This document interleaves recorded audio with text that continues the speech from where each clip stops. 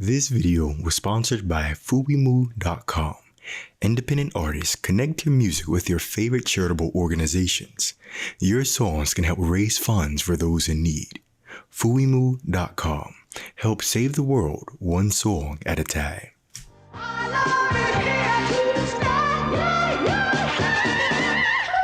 Cheryl Lynn is one of the most distinctive voices to emerge in the last 50 years. Whether she's right in the groove of hits like Got to Be Real and Encore, or pouring her heart into ballads like If This World Were Mine and Day After Day, she draws listeners in, not just with her voice, but with her spirit, establishing a rapport that is intimate and conversational. I grew up in the church. My mother, I have to give her props. She had a beautiful voice. She was a lyric soprano. And my mother was the minister of music at the church that I belonged to in Los Angeles, California. Her beginnings at the Church of the Living God placed her in the burgeoning Los Angeles gospel community that boasted talents like Reverend James Cleveland, Harrison Johnson, and the Los Angeles Community Choir, Charles May, and Billy Preston, among others.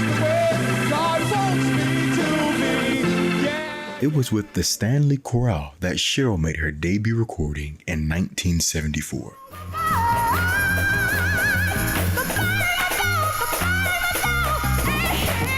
I sang with this group called Stanley Lee Ensemble. In the afternoons, that's where our time we'd go to our churches, and in the afternoon, community groups that would come out, and choirs that would come out and just have a praising good time with the Lord. It was just a wonderful, wonderful time. While attending the University of Southern California, majoring in speech pathology, her friend, singer Delbert Langston, brought her into his group, a fifth dimension kind of pop group where she honed her skills as a performer. During her senior year, she was hired as a pit singer in the Los Angeles production of The Wiz, and ended up being cast as Eveline in the touring company. Before the tour began, with the help of Vivian Green, mother of Suze Green, she won an audition on The Gong Show, an amateur talent show on NBC. I had to do a performance on The Gong Show. And I said, what am I going to do? What am I going to sing, And so someone had told me about this woman, Vivian Green. And so I said, well, I'm going to go up there and I'm going to sing. And she actually, she chose the song, You Are So Beautiful by Joe Cocker. You are so beautiful to me. And so she told me that I had a beautiful range, and what she said, she wanted to have me go from the bottom to the top. So at the end of that song, I hit this note, this very high note.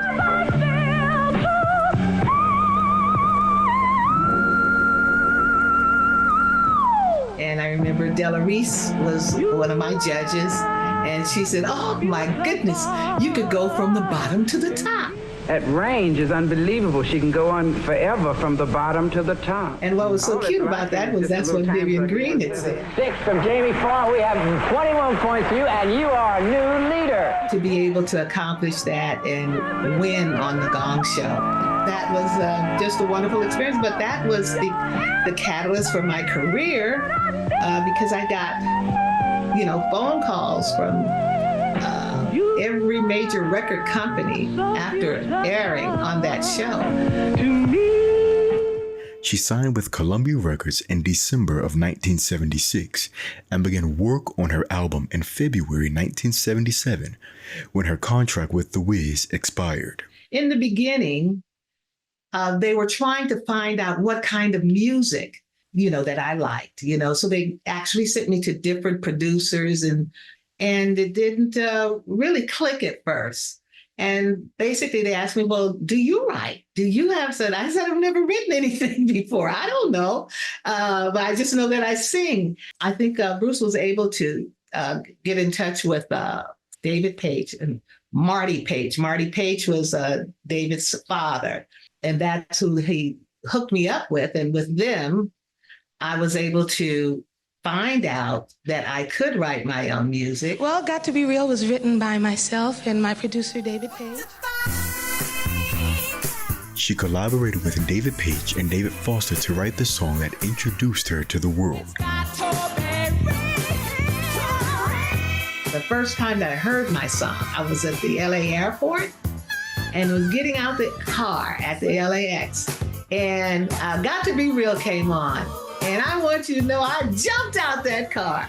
I said, that's me. I was people was walking down the path, and I was like, that's me, that's me, that's me. And then I went to that, and oh my God, that was an exciting moment for me because that's the first time I heard it on the radio. So when I heard it on the radio, to me, that meant I'm big time.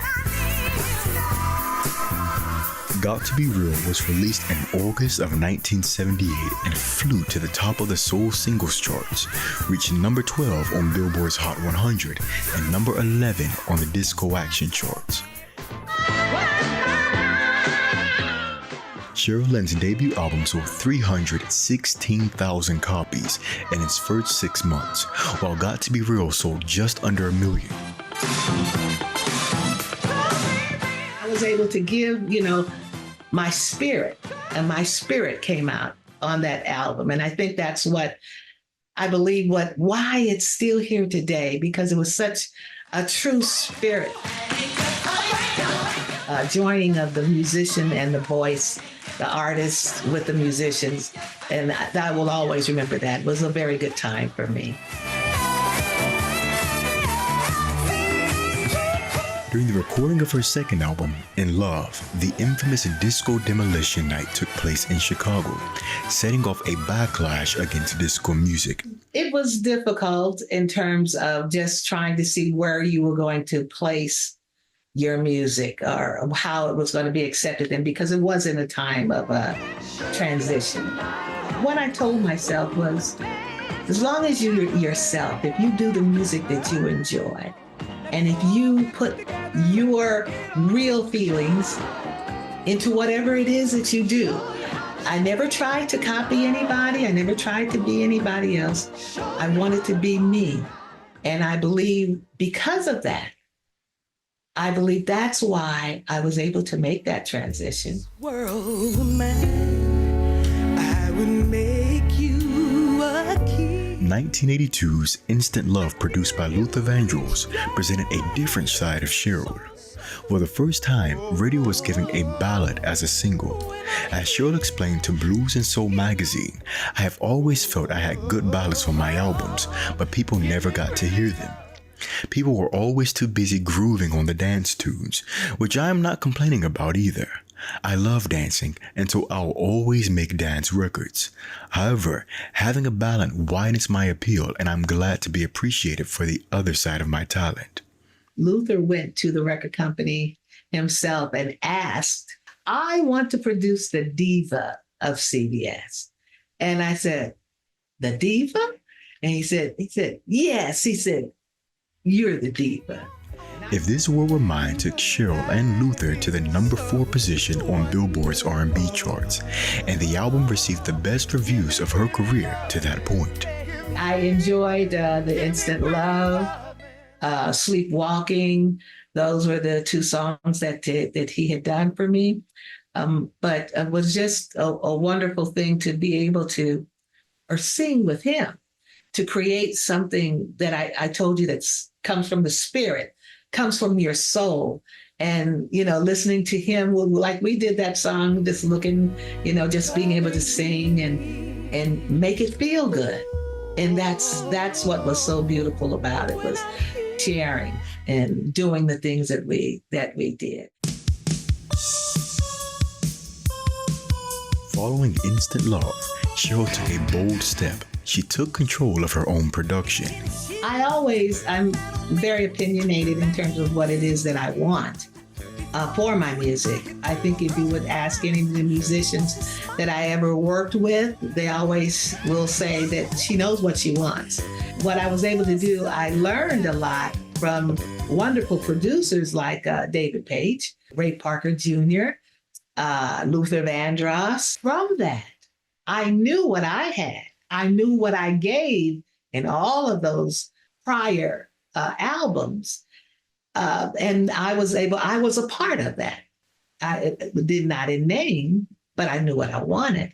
And so in production, eventually I said, well, let me see if I can put my name there. Let's see what I could do. And I believe that was a time when Cheryl Lynn Productions became Cheryl Lynn Productions. She told Billboard, being a woman, you do tend to look to the record company executives and producers to plan your direction. But I wanted to take my career in my own hands. I didn't learn all I need to know producing one album. And the only way I'll get better is to continue to do it. The only tune she didn't produce, Encore, produced by Jimmy Jam and Terry Lewis, hit the #1 spot on the R&B charts and helped earn Preppy a gold certification. After 1985's It's Gonna Be Right, Cheryl signed with Manhattan Records. After an overall successful tenure at Columbia, what prompted the transition to Manhattan Records and eventually Virgin?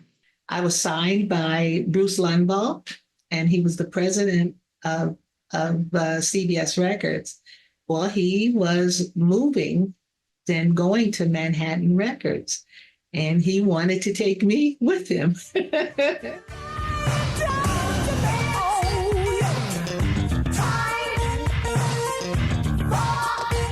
Starting Over will contain 2 more R&B hits, New Dress and If You Were Mine. Soon after the release of this album, she would transition again to Virgin Records for 1989's Whatever It Takes, producing her last top 10 R&B hit to date, Every Time I Say Goodbye.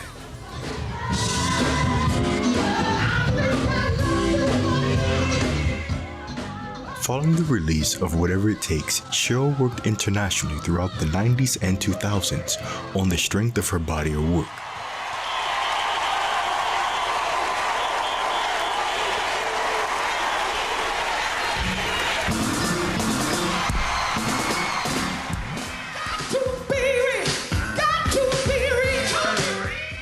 Her 1996 album, Good Time on Japan's Avex International sold over 100,000 copies. Avex chairman Tom Yoda described her as a hyper-aggressive diva perfect for their state-of-the-art venues.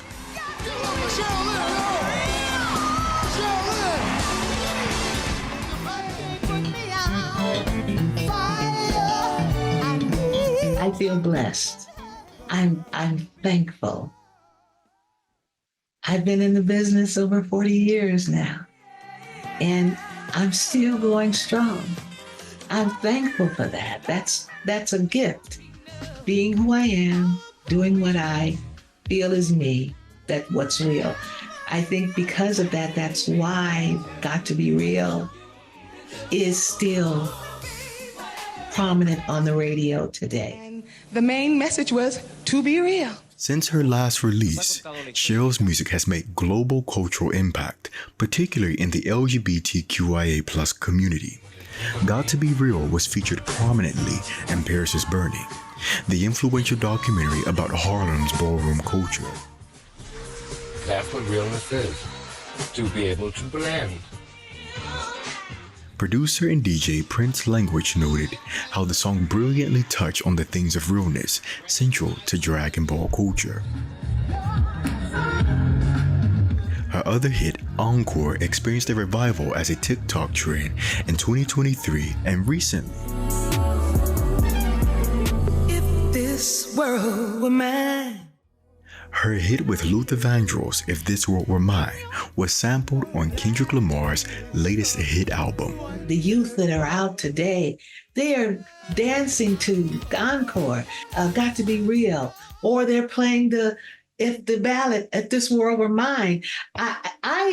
What can I say? You don't know that's going to happen. So what I say is just, thank you, Jesus. Thank you for the blessings of this day. And thank you for giving me the opportunity to let my light shine in the best way that I know how.